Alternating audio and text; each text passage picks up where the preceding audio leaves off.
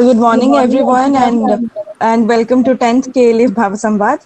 So before we begin with our session for today, that is changing narrative in literary fiction, I'd like to introduce our panelist, our guests for today.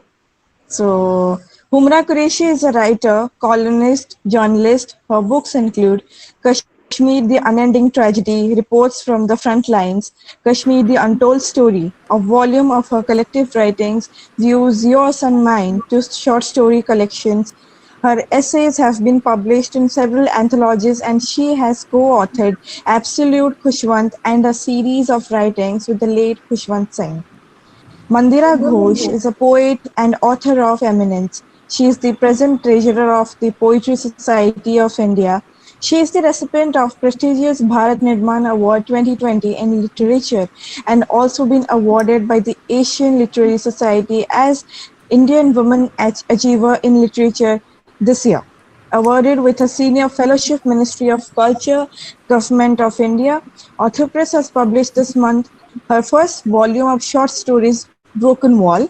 She has penned 16 books in wide-ranging titles. Also, she is the guest editor of Special Edition, the 7th Quarry Poetry magazine from Swansea, Wales.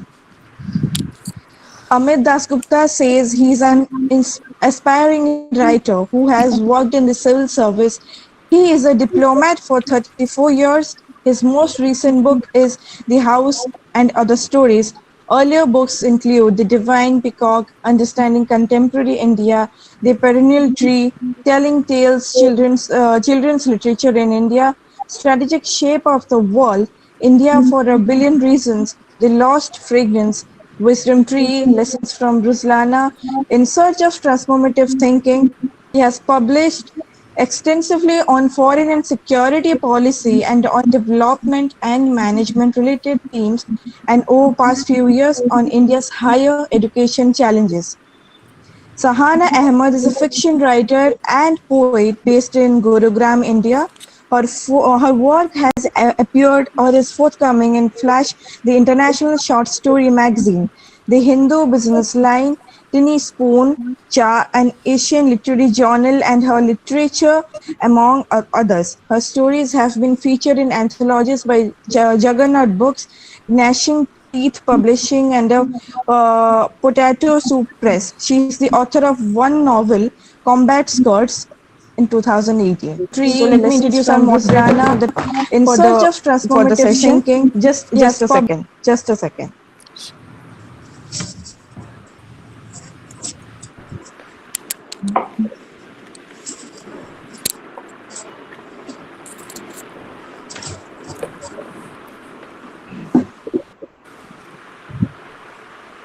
So Jaishree Mishra Tripathi has written from across 3 continents as a freelance journalist, teacher and poet. She followed up her MA in English Literature from Delhi University with a postgraduate diploma in Human Rights Law from the National Law School of India University, Bengaluru. She has taught English language and literature, been an examiner in English for the diploma of the International Baccalaureate Organization and was their trained consultant. She has worked briefly in the print media in Delhi in the mid-80s. She includes her maiden surname Mishra in her writing as the eldest of 5 daughters. Her recent works include Trips and Trails, a selection of poems and songs, But Not Words, short stories set in India and diaspora. Thank you so much, Jaishree ma'am. I would like to request you to carry forward the session right now. Thank you. Thank you so much, Deva Mitra. Namaskar to all the speakers this morning and to the viewers who have tuned in. Thank you for joining us today in what promises to be a very interesting conversation because we have writers from so many varied fields. Our backgrounds are different, but obviously our love for writing is what has brought us together today, and I hope you enjoyed this discussion. If you've noticed of late, fiction has become very popular, especially during the lockdown. Fiction and poetry has come back into the mainstream. Till last year, publishers didn't really want to publish poetry or verse collections or even short fiction. But it's a good sign that the times they are changing. If you notice, a lot of the stories are about the future, dystopian tales. Then you have a lot of rewriting and retelling of folk tales and myths in the voices of the characters. For instance, someone writes about Sita through her voice, her own voice, the author's voice. So readers often are motivated and drawn towards this known history or oral tradition in India for centuries, and its comfort that it gives. And the writer brings in the right amount of empathy and perspective. Today, I'm asking the writers here, how have you changed the narrative? Do nuances of regionalism come into your writing? You know, India with her many Englishes, it depends where we've studied, what schools we've studied in. And does the name, this is a very intriguing thing for me personally, is the name of your character, does it define him or her, or really underscore the central idea of your short story? So I'd like to begin this session with Mandira. Good morning, Mandira. Good morning, namaskar. You have written so many books in different genres. It's amazing. And I would like you to focus on your recent collection of short stories. Please talk about that now. Mandira? Thank you first of all for inviting me, Jaishree and Rashmi Ranjan Paridati, to this significant session. I primarily, a poet and a researcher, have penned this particular volume and very happily can show you this. In this month it has come out titled Broken Wall. As the name signifies, published by Authors Press, as the name signifies, it is the journey of several women who, even sitting at home, could break the wall. How it is possible? It is possible only if you read the books and see the characters like Meenakshi, Mahua. Most of the characters are women, modern Indian women who are apt of knowledge, from artificial intelligence to politics, from cloud computing to high imaginating power. These stories depicts and gives message of positivism. The stories talk about the women's perseverance, patience to bear the calamity, her selfless service to the society, and not about failed relationship or wailing of a defeated woman. Now, literature reflects age and time. As we all know, we have to be tech savvy now that we are sitting at home. My first story starts with in the volume starts with the story titled Seminar. Seminar, now we are presenting a webinar, and fortunately I wrote this seminar story long back and it was published many places. And this is about the violence against women, and there is not a single protagonist. All women are joining in unison their voice against violence against women, and they are holding a seminar. Also, there are 3 sections in the book. First section has 15 stories in wide-ranging, like cricket goes to Mars. This can be for even youngsters can find it interesting. Then section 2 is about beyond the boundaries. When she is able to break the wall and goes beyond the boundaries, mentally that life is not a party. About after traveling mentally and physically, she realizes the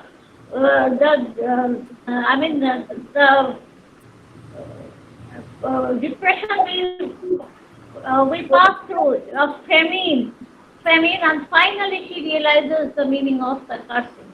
This in total is the subtotal of the book, and there are 15 stories like Fright, Journey, broken memories, and things like that. I think this is in nutshell about the book, and I have selected the story named Emotions to the Virtual World as the name significance that I will read at the when I am told to read about it. Thank you so very much, Jaishree. Thank you, Mandira. We look forward to listening to your excerpt. I'd like to come to Sahana now, because Sahana, you have really changed the narrative with your flash fiction. So it's a pleasure to have you here with us. Please talk us through the reason you chose flash fiction and how you came about After Combat Skirts, which is a brilliant book. I really enjoyed reading it. Thank you. Please walk us through this flash fiction for those of us who are a little older and don't know too much about it. Yes, so thank you so much. And first of all, I would like to thank KLF, Mr. Rashmi Ranjan Parida, and you, Jaishree, for inviting me here. It's a pleasure to be on this panel. So, flash fiction. I came upon this form of fiction quite by accident, I would say. I was writing a lot of very short stories when I was an aspiring writer, I would say. And this was before I wrote my novel, Combat Skirts. So I was just going through submission guidelines online for short stories, and I discovered this whole new world, which is flash fiction. And I felt that it is a style which I'm very, very comfortable with. And I already had many stories which we could call flash fiction, and that's how I got really interested in this. And even though it's not a very popular format in India, it is very, very popular internationally. Yes. And flash fiction can be defined as any story which is shorter than 1,000 words. So we also have stories which are as short as 6 words or 12 words. There are dribbles which are 50-word stories. There are drabbles which are 100-word stories. Most reputed literary magazines look for stories between 300 and 500 words. So this is a little about flash fiction in a nutshell. And you asked how we are changing the narrative. So I would like to say I like to experiment a lot. So in my narratives, I like to start the stories with devices like crossword puzzles, or in one of my stories, the characters who were born in the 50s meet on LinkedIn, and the main character gets to know the other person through a YouTube video. And many of my stories, it wasn't my intention, but they have a lot of social media. The story has elements of social media, like the stories I've chosen today. So you will see how that is. So I cannot really say that I'm changing the narrative, because that's saying too much. But yes, I like to experiment, and I like to do new things. Thank you, Sahana. That's very interesting. But by changing the narrative, I meant that you have to compress so much in what a short story is into the word limit that you were talking about, right?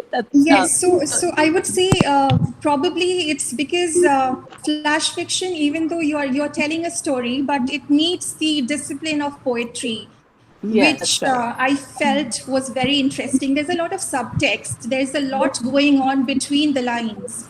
And I think that even readers enjoy that a lot. And with shorter attention spans, flash fiction is going to become more and more popular in the coming days. Right. Thank you. Can we talk to Humra now? Good morning, Humra. Hi, good morning. You've written in various genres. You're a columnist, a journalist, and stories. And I really would like you to talk about your short stories here, right? Bad Time Tales. How did you choose the title, and what was the how did you come about writing that? Why did you want to write that? Let me put it that way. Why did you want to? First of all, many thanks to you and your team, because it's nice to be together, especially in these very, very turbulent times. For me, for I think every writer, writing is a very personal journey. Because I was born in Iraq or Afghanistan or anywhere, Pakistan or anywhere, I think the whole writing pattern would be changed. the childhood, your adulthood, where you're staying, what you're seeing. So I chose a topic. I mean, this is my first book was short stories was called Bedtime Tales. Yeah. The second is called More Bedtime Tales because nothing is improving or settling. I mean, where I'm concerned, I feel we're living in very dark times, and also nothing is pure fiction. You know what a person, a writer goes through, just comes out. And I was covering the Kashmir Valley, then I was covering Gujarat, and so I've seen a lot of dark realities, and they just seep into my story. Even if I don't want to, but it just enters, the characters, the whole scenario. So that's for me. It's painful also to write, yet very very. I don't know. I feel that I've taken on a lot of me from all the characters I knew or I've known or I've interacted with. They Yes. somehow come through. I don't Come know into your how. stories, right? But and how do you draw the thin line between journalism and your short stories? Because both are personal. Of course, journalism has changed a lot in the last 10 years, as you notice. How have you drawn the line between the two in your If I hadn't narrative? traveled to the so-called conflict zones, I wouldn't have seen the ground realities. Yes. I wouldn't have. Sitting here in New Delhi, visualize what's going on. So Very that it has always been with me. And I'm from a small town, Lucknow, and I love smaller locales, and I find the people less complicated in the smaller locales. But I've seen the reality for myself. Yes. So to write non-fiction is one thing, of course, Yeah. but then everything remains in the emotions, the feelings, the faces, and the eyes. Like for me, that's very important. Those the expressions and the person's eyes I met. Those hurt, the anger, or the emotion. They are there with me. So Yes. it just comes. Absolutely, very true. Because even in my short stories, I use all experiences of the people I've met over 30 years overseas in 8 different countries, and it remains with you forever. And that's why you don't know whether to make it. It's it's like a non-creative fiction. There's a new term. Yeah, I in the know. blog. You know what I mean Absolutely in the short stories because because we are there in your sight. I mean, there are some faces and eyes. I mean, maybe you and just the let eyes, them- yes, the expressions on their faces and the they eyes don't when they're even see talking your to you. words. Yeah, absolutely. That's wonderful. We'll come back to your short stories in a Yeah. bit. Yes. Amit, hello. Good Hi. morning. Hi. It's so good to see you here amongst us all. You're very brave with all these lady lie writers. But I Well, really today is want. Father's Day, so because It's it's Father's Day. Happy Father's Day. I hope Dia is watching this too. I have no So, idea. Amit, from foreign policy, writing briefs for foreign policy, to your stories. You've covered such a wide range. Indian by Choice was an amazing book. And your recent book, The House, which I'll read after you speak now so that there's continuity from you and then we'll go back. Tell us how you came to writing these short stories. Why Well, you felt the need. Actually, there are 3 books of fiction among the books that I'm associated with, and the first is called The Lost Fragrance. I had a different title for it, In the Land of the Blue Jasmine, and that was really written for my daughter because she was very close to my parents, and it's a story I would tell her to help her sleep at night. And then one thing led to another. And I would find that I'd be fast asleep and she'd be wide awake. And the next night she'd tell me, so what happened after that? And that book is very, very dear to me. And I wanted to go back to something you said about names of characters. And that book is more of a fantasy. It's about a little girl who goes out in search of her parents who are dead. And along the journey, she meets a whole lot of people. And it's a little girl, and so the name of the little girl is Little Girl. And she meets an old man who who actually helps her, and he's called the old man. And so, I mean, all the characters have names of what they are, rather than being called Ramesh or Amit or Jaishree or whatever. And then I transitioned and went to Indian by choice because I was actually grappling with a dilemma, if you like, and part of the foreign service, etc., as to whether we are only Indian by birth or whether we are Indian by choice. And so the title really was Indian by choice. And I love reading comics, and so it's done in the style of a graphic novel. I had a fantastic illustrator, and so I must confess that the graphics are better than the story. But I think The House and Other Stories has been in my head for a very, very long time. It's many of the characters, and again, I go back to something you asked and something that was discussed by everybody, is that when you look at names, when you look at the characters that you flesh out, are they single individuals that you can identify? And in these, there are actually, if you look at The House, the person who is the husband is partly like my father, partly like me. So I think what we do is we take the liberty of cutting and chopping and putting together. Some of the characters are exactly who you want to depict. And I think the author starts identifying with people, fleshing them out, and trying to tell the story. And if she or he is able to tell it well, the reader, who may not have come in contact with the persons that we are talking about, starts to say that, yeah, maybe I've met someone like this person. And I think the whole idea is through the character to be able to see a plot and able to see what life is really like. And I think for me, The House and Other Stories is the space that I'd like to be in. My stories are, I think, very Bengali. The names are very, very Bengali. There are some non-Indian characters non-Bengali characters in the stories, even non-Indian characters. But there are people who as names exist, but as characters I've fleshed out and drawn from different people. My stories are set in Calcutta, including the one that I'm working on, which is A Quiet Noise. That's also set in Calcutta. The tendency I find currently is that I veer towards the dark side. Unlike P.G. Woodhouse, I can't say that I write to make other people happy.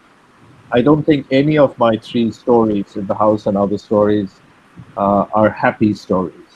And a lot of my friends have told me, why don't you end it better? Why don't you end it in a happier tone? That's how I saw it. And I guess if we have time, we can discuss what really influences our thinking. And I think Humaira put it very, very well, because it's the actual experience as a journalist being in troubled areas, or being with people who have been marginalized or harmed or isolated or punished for no rhyme or reason. That impacts you. It impacts the kind of thinking you have. Right. And I think the experiences, the influences are possibly very, very critical in the way we see, and therefore in the way we think and write. Thank you, Amit. And I have your permission to read an excerpt, you said? Yes, and I should say the reason I'm not reading it. Please tell the viewers. Yeah, it's because I can't see properly. So I won't be able to see what I read. And I use a magnifying glass, and it still is a big challenge. And so I've requested Jaishree if she can do me the honor. Thank you for giving me this chance to read some paragraphs. And I've chosen, my favorite one from The House and Other Stories with the title The House. And I hope you enjoy this excerpt. The man looked at her. She looked terribly distraught. Perhaps it was her age that also worried him. He had the passenger list in his hand. He looked at it and said, as gently as he possibly could, "The flight has already departed, Auntie Ji. A certain Alok Biswas was a business class passenger on that flight. He had no checked-in baggage. For a Mrs. Monisha Biswas, we have a no-show, as the passenger did not turn up." Monisha had no idea as to what was going on. She was trembling and did not know what to do. If the steward and the guard had not gently guided her to a chair and brought her some water, she might have collapsed. After she recovered somewhat, Manisha walked slowly to where she had left the taxi. It was now the early hours of the morning, though it was still dark. She was confused with Alok's behavior. If he did not want to take her to New Jersey, why did he go through this entire charade? It was also unnecessary and humiliating. She had already told him, and in fact several times, that she really did not wish to travel to the US. It was he who had insisted. Why did he not understand what she was saying? She asked the driver to take her back home to CR Park. "Did you find your son?" the driver asked her gently. Manisha shook her head. She tried calling Gautam, but the call would not go through. She remembered what Gautam had said about the poor connectivity. The drive back seemed longer than usual. Time simply seemed to have stopped. Her mind was racing and she could not make any sense of what had happened. When she reached home, the sun was already out. She saw a truck leave from near the house. What surprised her was to find that the lights in the house were on. She was certain that she had switched out all the lights. She tried the door. It was locked. She pressed the bell. Mr. Patel opened the door. She could see inside and it looked barren and empty. There was no furniture. Where was everything? "Arey, Bhabhi ji, I thought you were going to the US," he said, looking genuinely surprised. "What are you doing in my house, Mr. Patel?" she asked, angry and annoyed. "Your house?" Mr. Patel responded. "You willed it to your son and he sold it to me. We completed the transaction yesterday morning. Didn't you get the sweets?" "I never wrote a will and I never agreed to sell," she wept. "Never, never. Rajat left it to me." "I have copies of all papers signed by you, Mrs. Biswas," Mr. Patel replied curtly, "including transferring of the property to your son. We completed the sale deed and all the other paperwork. I have transferred the money to his account in the US. Why don't you ask him? I tell you that I never sold the house." Monisha was hysterical. "Kindly leave, Mrs. Biswas, or I will be calling police. And oh yes, all your personal belongings have been sent to the Ramakrishna Mission, which has room ready for you, as advised by your son. The mission has also received the amount that was to have been paid to in cash from the sale of the house, so that it pays for the rent for the rest of your life. Kindly do not come here again." Mr. Patel shut the door on Manisha and turned the key. So Amit, this really troubled me, this short story, because it happens. It's very much happening. And would you like to say something about it, since I've read the passage? Yeah, actually, very recently I saw an interview. I don't know in which channel it came on WhatsApp. It's a Barkhadat interview with an old lady. I don't know if you all have seen this. And the old lady was asked by the son to be with, I think, the younger brother or elder brother, and she goes because he's not well, and she looks after him, and he gets okay. And then once he's okay, he asks her to leave, and she's out on the street. And many years ago, I read a story which sounds very dramatic about an elderly, it's a true story, by the way, about an elderly lady who was occupying space and she had to eat 2 or 3 meals a day or 1 meal a day, whatever you do at the age of 80 plus. And the whole family was finding it very difficult to accommodate this because she was not productive and only consuming and occupying space, a bed and all. Yes. Then the son and the daughter-in-law got outside the house. And then finally, and this is actually true, you can Google, you'll find it. The lady was found on a garbage dump.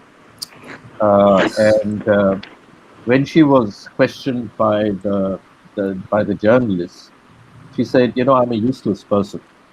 I fully understand what my family has done. And I don't blame them for it. She died 2 days later. And I have been wondering for a long time that with this modernization Mandira talked about, and even as we were being helped tune in for today's session, we were talking about technology and how modern life actually puts so much pressure on us that we forget a whole series of values that people of my generation, your generation, grew up with. And how things mattered. Now what matters is quite different. And is this the reason that we distance people? I mean, I have never understood the terms old age home. I've never understood it. And yet it appears to be the in thing today. And some of the old age homes they're not cheap, by the way. They're pretty expensive. Very expensive. Yeah, they're pretty exotic and stuff like that. And we grew up as joint families, and even if we were nuclear families met. Yes. You met your cousins, you met your uncles and your aunts, and you showed them the respect.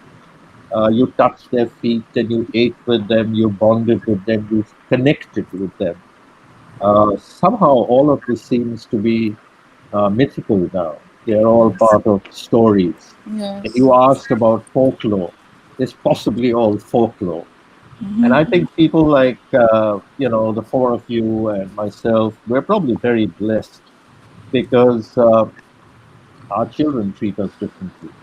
Yes. Many of our relatives and cousins I'm a singleton, I don't have a brother or sister. But many people we've related to treat us differently. And at the end of the day, I think life is very short. Yes. And the 3 stories that I've written over there, they're all based on truth. On these truths, yes, absolutely. They're not fabrications of my mind, even though the first story is a ghost story. It's a story I heard when I was in school. And the person I refer to as Shubhida actually existed. I mean, I say existed, but I don't know if he's still around. But Shubhir Roy Chaudhary was his name. He went and joined Oxford University Press. He used to teach us English, and he told us about Mohua. Mohua, the girl who died 200 years ago. Years ago. And but is still around. Yeah. So I believe I hope. I'm sorry to interrupt you, Amit, but I hope the viewers will send in questions for us to come back to talk on your books and your thoughts and feelings. Thank you for reading it. No, thank you. My pleasure. Mandira, hello. Yes. May we hear your shots? Can you hear me? Yes. Yes, certainly. I think the Ahana is going on because I can see it's all dark where I'm sitting. No, it's okay. Not better. It's better. Can you see me properly? I can see you. Yeah. Yes. Yeah. Please go, Mandira. Now. Yeah. Now the title of the story, which I am going to read it, Emotions Through the Virtual World. This will tell about today's program also and give the answer just to Amit's story also. Right. Now I wrote this story quite some time back because this is very futuristic. Markets are empty. School works from home from a machine teacher. Children don't visit parks anymore. People don't interact anymore. Fearful situation in the world of artificial intelligence, and in the virtual world. Driving to the Bandra Worldly Link, Mrs. Gulati was enjoying the breeze coming from the awesome Arabian Sea and was thinking how Bharat and India can be connected. Is it through artificial intelligence, cloud computing, or through human emotion, one-to-one touch? She found a boy named Hemu, who was a hard-working boy working at a tea stall where he used to sell cups of tea near the sea beach. In the heart of Mumbai, he used to live in a slum. He wanted to acquire knowledge. A small boy with wide eyes in shabby clothes, his eyes sparkled. How can I touch the ceiling and drive towards the other end where the college and the university, Mumbai University is? Ceiling needs cars to be crossed to the other side of the wealth or fortune to a dream world of South Mumbai. His world was his workplace, a small tea shop where he used to work and live. He was refined, polite, and hardworking, not the chotus, not unlike the chotus who are treated in the mainstream Bollywood cinema sometimes. At the tea stall entered once a dignified woman dressed in a black and white khadi sari. Generally, people who visit restaurants or through tea shops think that waiters are not human beings. They order tea and somehow the tea arrives. Women hardly visit chai stall, but this woman was different. She asked while sipping tea Hemu's name and inquired about his family. And then she said, "Come to my house, Hemu, and I will teach you, and you can appear in exams privately. You have passed 6th standard. I am very happy to know." Very short. I will not take much time. No, please read. Please read. Today, Hemu is a happy boy. Considerate. She explained to him the importance of considerately. She explained to him the importance of education. Time and again, Mrs. Gulati thought of educated him earlier too. Life passed by selling tea. Where was the time for cloud computing and artificial intelligence? He looks at the ant that tries to climb the leaf. One step up and two step down, but he finally succeeded. She became Miss Anne Sullivan, and he learned the power of 5 senses and how to accumulate knowledge through them. He was her wide-eyed Helen Keller. Hemu has learned to read from Flamingo's CBSE 12 standard book. Today he is the HR of the company. He looks for the children from slums and recruiters in their company to serve tea. Tea is something that most Indian enjoys drinking. Society needs a change, and the teachers can only do so. Empower the teachers, empower the nation. Mrs. Gulati, I won't forget you. You changed my life, said Hemu while crossing the ceiling. Mrs. Gulati educates in the slums now regularly and says that this is how one can cross the ceiling and move to both sides of the bridge, link the prosperous South Bombay to the rest of the country, link Bharat and India. Flamingos now crosses over the Arabian Sea. The sea green water of the Arabian Sea is awesome. Hemu remains an educated human and not an artificial humanoid. Let there be artificial intelligence, but most important is the human touch. Thank you. Beautiful. Would you like to say a little bit about it? It's very beautifully done. Thank you so very much. Because I am an educator also, so I teach students. As students, and quite some time back, there was a story which I was teaching them. I don't remember the name of the story, but it's a very scientific story, and that impressed me very much. And I told them there will be a time when there will be a mechanical teacher teaching, and I will not be I was an educator. I teach at home. Okay, so yeah. I will be replaced by a mechanical teacher. The thing is that now the technology is teaching the students in online classes that has been taken, and the Bharat and the Indian, because I was passing through the ceiling. Most of you who have visited Mumbai, you must be knowing about that. from Bandra Kulda, now world is it Well, touches see. South Bombay, and it's a beautiful sight. But how many people can afford to cross that sea beach? So people of the slums cannot touch even because all the cars move to the other side. So slums and the South Bombay, Mrs. Gulati Totally. connected through her Yeah. education by educating students of the slums. Yeah. That is One, in brief. wonderfully written. Very. I was thinking of you because you do a lot of teaching, voluntary teaching for Yes, yes. students, right? There are stories. There is Yeah. another story, practice teaching, where the Okay, girls, practice. no, I will read it sometime else. Let the other. You can just mention a little bit about practice teaching. Practice Mention. teaching is very interesting. Here, the human beings, I mean, here, not the mechanical teacher, but the real teacher is teaching. And Uh-huh. she, due to the birth of her daughter, she could not continue her teaching.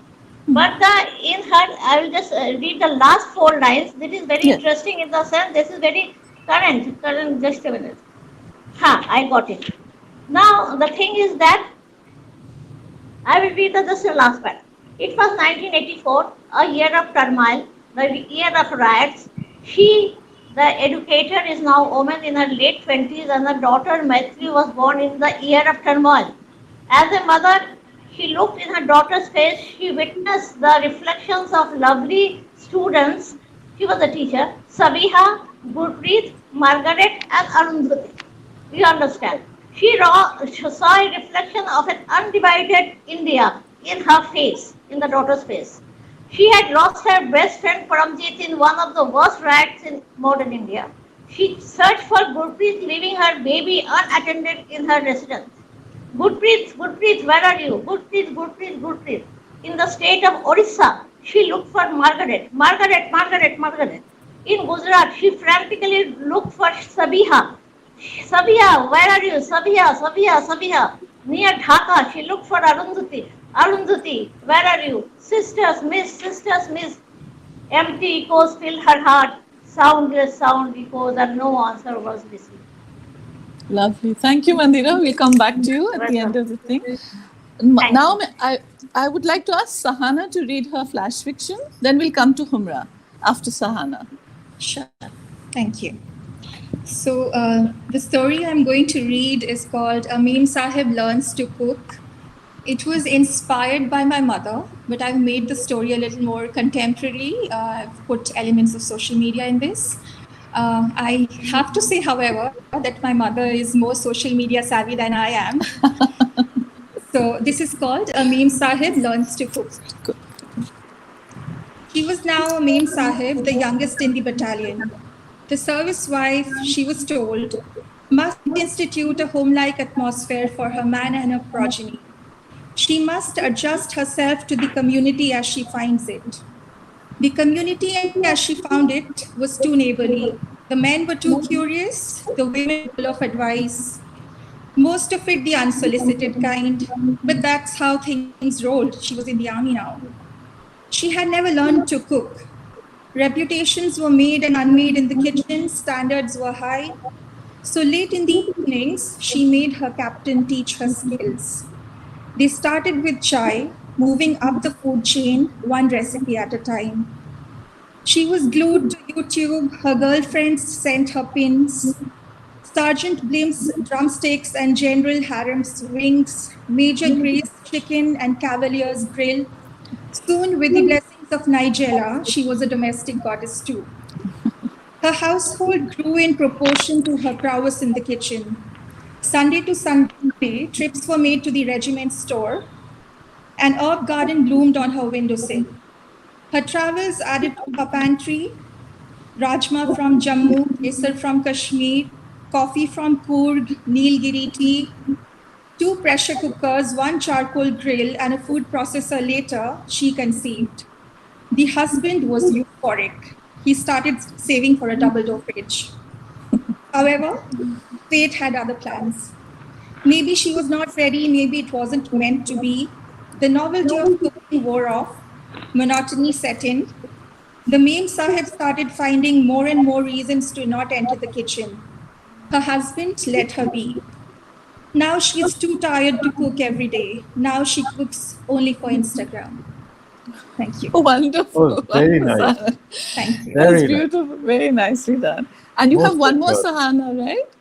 Oh, you want Sahana. to you want me to read that right now? Yes, Yes, please. please. Yes, please. Yeah. One more. Yeah. Sure. Thank you. So this one is unpublished. It's untitled. Let me call it 18 months. We check in early. Ahmed orders two ready brews, instant treats for instant parents. I click a picture for Instagram. Ahmed with Peppa Pig. You look sexy, I tell him. Oink, oink, he says. Hashtag love, hashtag family, hashtag daddy pig. The big moment is a blur. Greetings, handshakes, instructions. My phone is buzzing, my coffee is cold. Ahmed untangles the girl from the pram. She wants Peppa. Our daughter is pretty, but not like her pictures. Runny nose, rubber shoes, the wrong shade of pink, but the bones are good. Ahmed brings her to me. She fits my lap right. Her hair smells of honey. She feels like a ray. Ray? I ask her father. R-A-E? Ray, he says. Ray is 9 months old, 9 inside her mother. 18 months before I can call her my own. Thank you. Very nice. That's beautiful. Beautiful. Thank you. Now, Humra, could we hear yeah, an excerpt from you, please? I'll have, because my short stories are longish, so I don't want to take too much time. So I'll just read a little from the Read an start of the, excerpt, yes. yeah. Sure. And this is focused on eyes, because for me, the care of eyes is very important.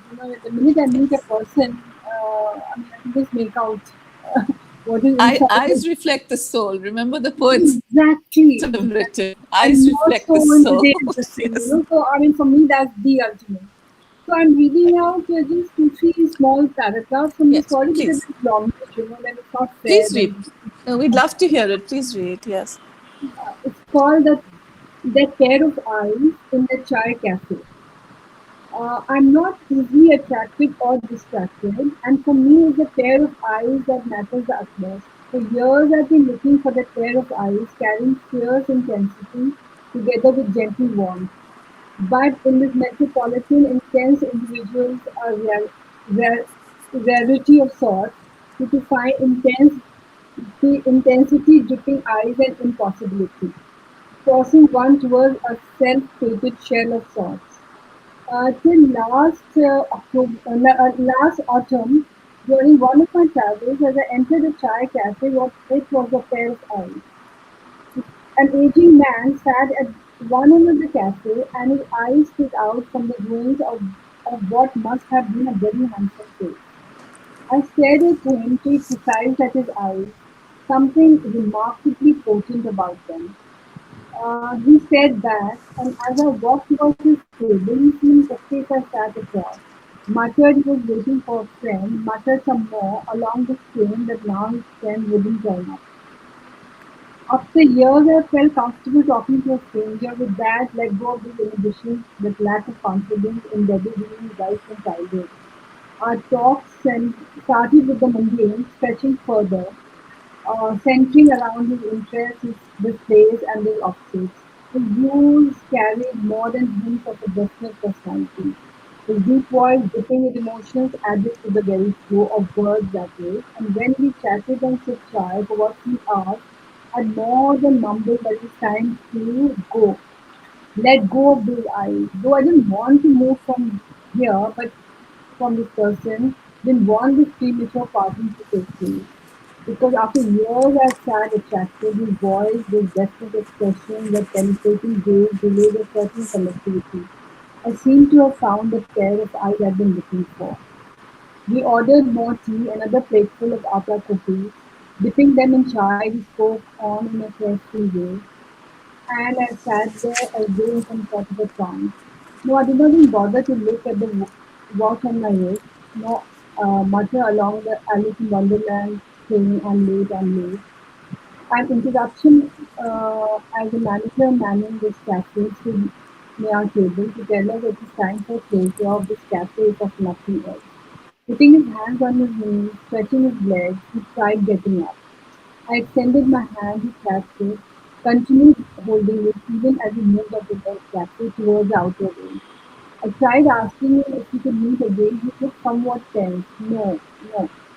It's difficult. If I asked him, it's difficult for you reaching this cafe. I could come to your place maybe tomorrow or maybe even now. Or he muttered, no, not possible. She'd be waiting, already late. What? He'd be waiting who? Turning his back, walking away, not in pausing or in bothering to utter a word. I ended here Very because good. it carries on. Right. Very nice. So very nice. Very nice. Even though I'm the moderator, I'm not supposed to read my own words. Let me just Please do. No, give me it's some. important. It's very important. No, because this is just a very No, short this is paragraph. a conversation that's on. No? So it's very important that to hear your. I just want to read a little bit because I know you're going to laugh about this, and it's a theme after my heart because it's called The Return of the Divas. And I start with a quote from Ralph Waldo Emerson that says, "It is one of the blessings of old friends that you can afford to be stupid with them." All right, so that's how I start with. They descended mid December without fail, year after year.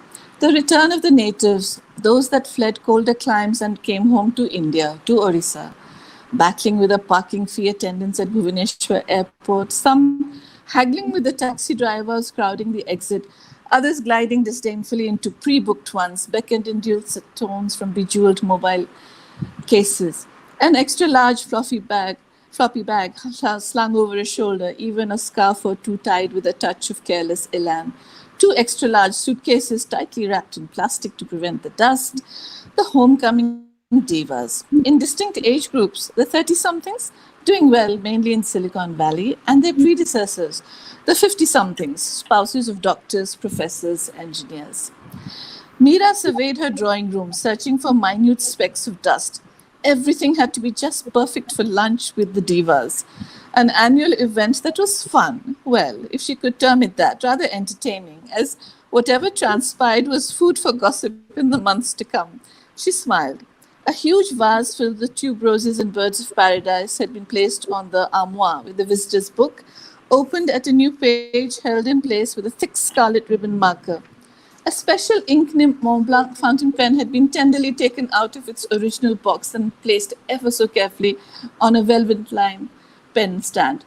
Hope no one presses too hard while writing, the nibble gets spoilt. Mira shook her head at the thought of imminent danger, then hastily replaced the ink nib Mont Blanc with a ballpoint one. There, that'll do. The Okay. old wooden chest was adorned with a Patachitra style embroidered kantha, all these fusion techniques these days. It was decent enough for the dry nibbles. Salted kaju, mirchi batter, deep fried peanuts, wafer chips, as they were called here.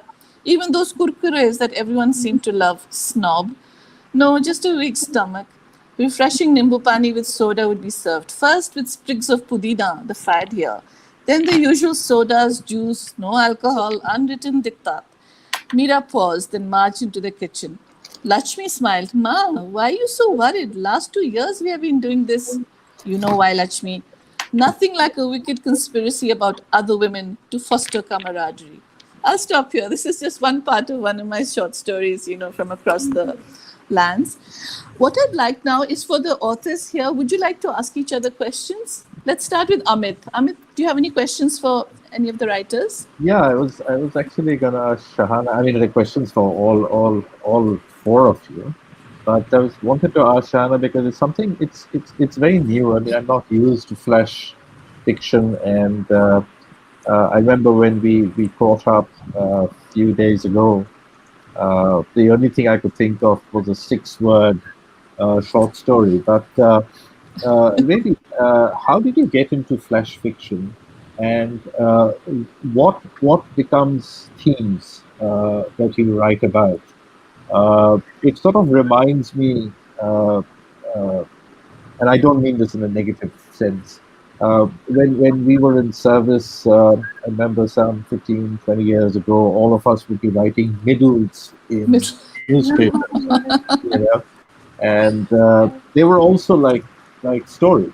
They were also like short stories, and I remember one which I wrote called "My Egyptian Mother," and it really was a short short story.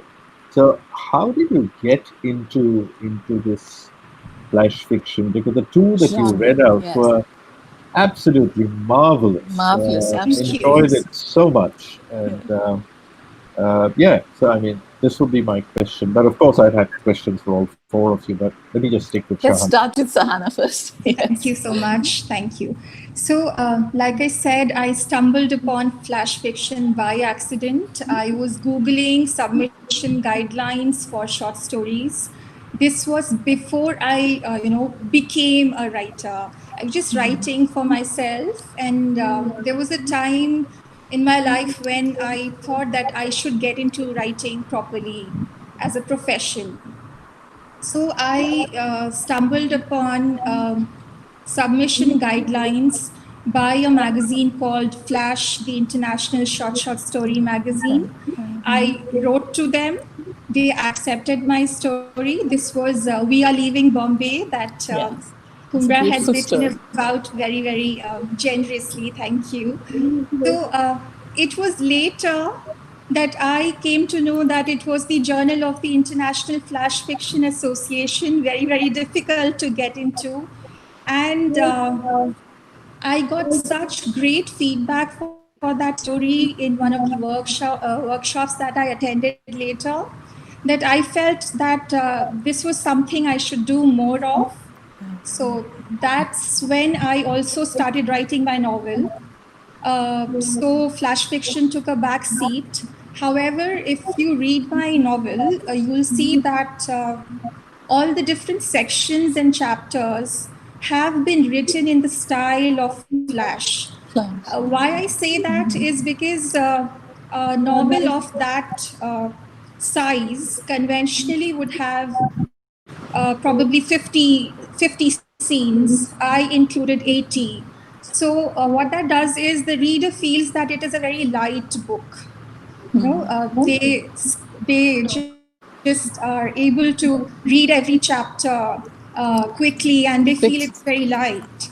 So I discovered that this is a genre I really, really love writing, and I'm writing more of these stories now. And my next book probably would be a novella of flash stories. So the two stories that I read out most probably would be part of that book.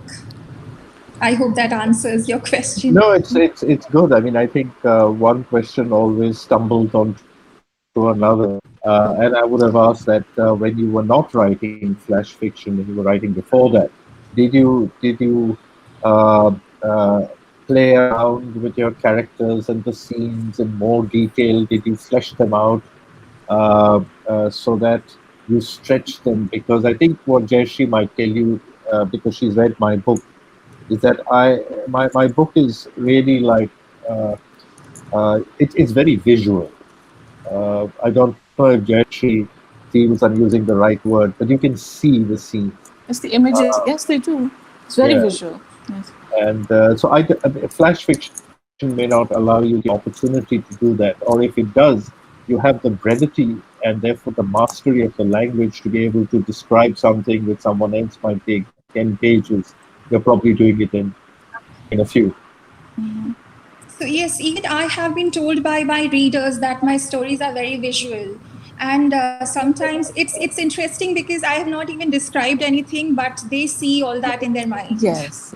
So that happens even with Flash. And you spoke about themes. So now that I have a bank of stories, I've seen that there are certain themes that I like to go back to. So certain stories are about Bombay. Many stories are about social media. It was not my intention to write more stories about social media. So there's a story which is written like a day in your life, in the life of an average person on Facebook.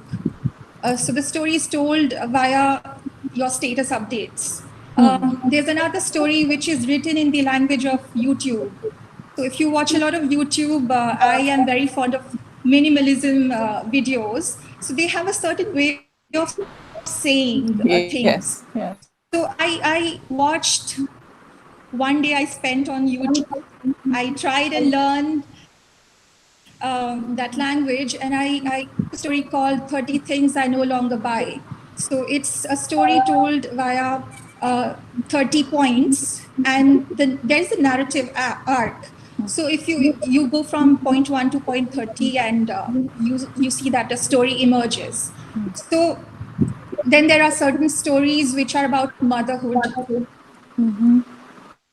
So without intention, I think there are certain themes that have emerged in my stories. Many stories talk about identity, cultural, religious, regional identity. So, and I think, like you said, Sahana, earlier, that you need the discipline to put them all into flash fiction, into a certain number of words. yes. Therefore, so the words you use, the words you use and the images you use will trigger off other visions Yes. while a person is reading. So interestingly, the story that I read today, Main Sahib, it started off as a ghost story. Okay. And it emerged and evolved over the years, and it became what it is now. But I had initially written it as a horror story. Excellent. So, Sahana, will you please ask a question from any of the authors around you? That would be interesting from your point of view. Sure. Mandira ma'am, I would like to ask you, you've written a book of prose poetry. You call them short stories which are poetic in nature. Can you please tell us more about that? Mandira? Has Mandira left the No, I think she's on mute. It's on mute. Mandira? No, I think she'll come back. She'll rejoin us. So, Sahana, another question, maybe for Humra or Amit. Sure.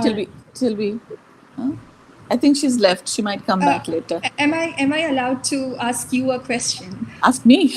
Yes. Okay, please do. Oh, Mandira's back. That's her answer. Mandira?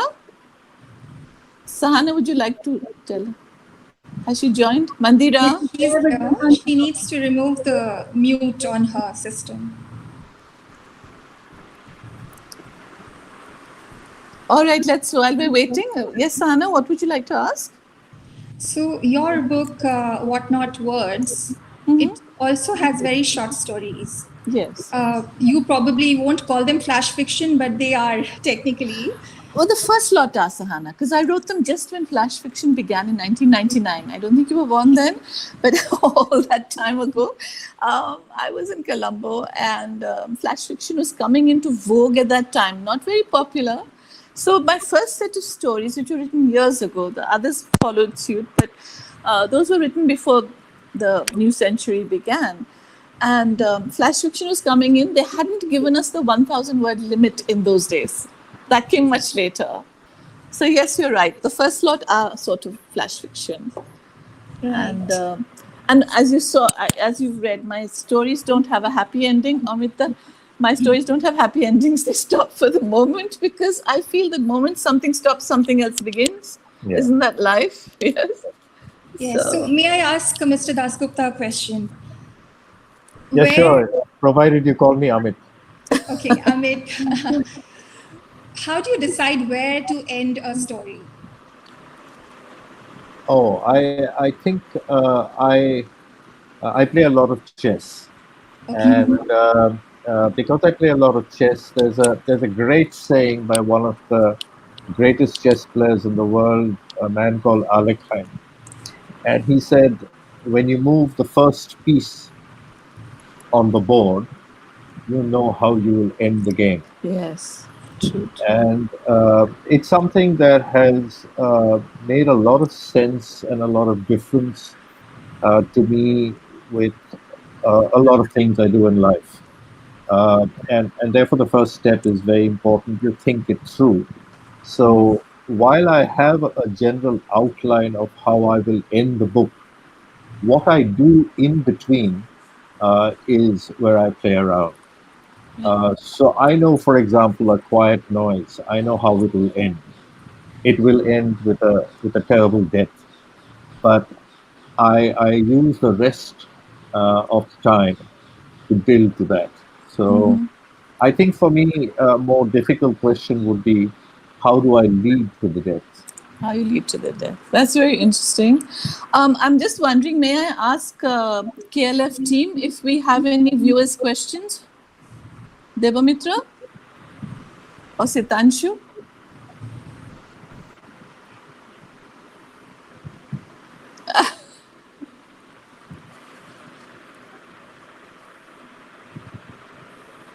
Oh, I'm wonderful. Okay.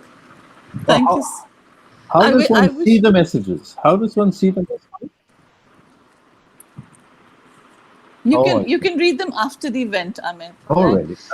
Okay. Thank you, Sitanshu. So, Sitanshu, we have 5 more minutes, or do you want us to end now? We have 5 more minutes. Right, Amit, since you're the solitary, I wasn't going to mention gender today, but anyway, you can ask questions to Humra. I'm the solitary person who's bored. No. What would you like to ask Humra? Please go ahead. Humra, in your case, I think for all of us, I think even the story that Sahana read out, Mandira read out, Jaishree, they're not entirely fiction, if you know what I mean. You know, it's not so imaginary that it never happened in life, and I don't know how many of these are like that, but I'm sure even if you picked up an author like P.G. Wodehouse, Bertie Wooster, and Jeeves might have had a very close resonance with what was going on at that time. Yes. Alice in Wonderland, maybe the rabbit doesn't talk, but I mean, there would have been characters that Lewis Carroll was thinking about, and Tagore's Gora would have had the same thing. These are characters, I think, rooted in life. And I just wanted to ask you that the question that Jaishree asked, I wanted to navigate that a little bit more. A lot of very harsh realities is what you confront as a journalist, or especially as the kind of journalist you are. Many journalists do other things, but what you have opted to puts you head on, if you like, with a large number of experiences which may not have been part of your worldview when you first started. But as time progresses and as you grow as a journalist and you meet this over and over and over again, you realize how integral it is to the being of many people.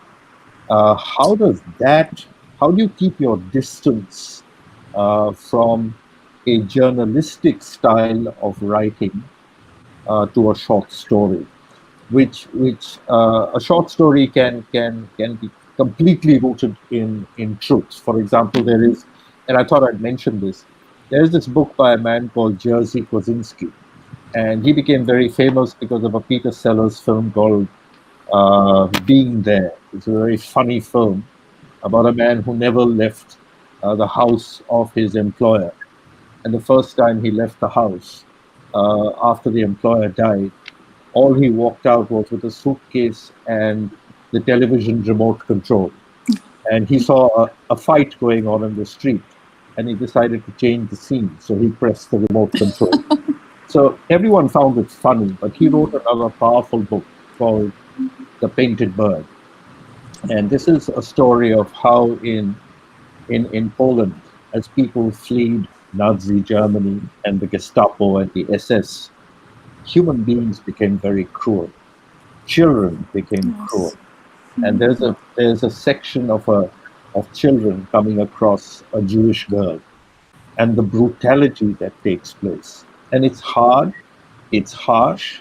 He doesn't give you space to get out of it. And so my question is, your journalistic life throws you in the middle of darkness. Is this what you reflect in your stories? Yeah, I am a very emotional person, so that I'm like this from the beginning. So my stories, the journalistic pieces are all hard facts, all dark facts, all hard facts. I mean, they have to be there. I'm not bothered of the criticism or because this is what I've seen. So they have to be written. And the stories have a lot of emotional things, a lot of emotions. At the end, at times I feel sad that after I finish writing a short story.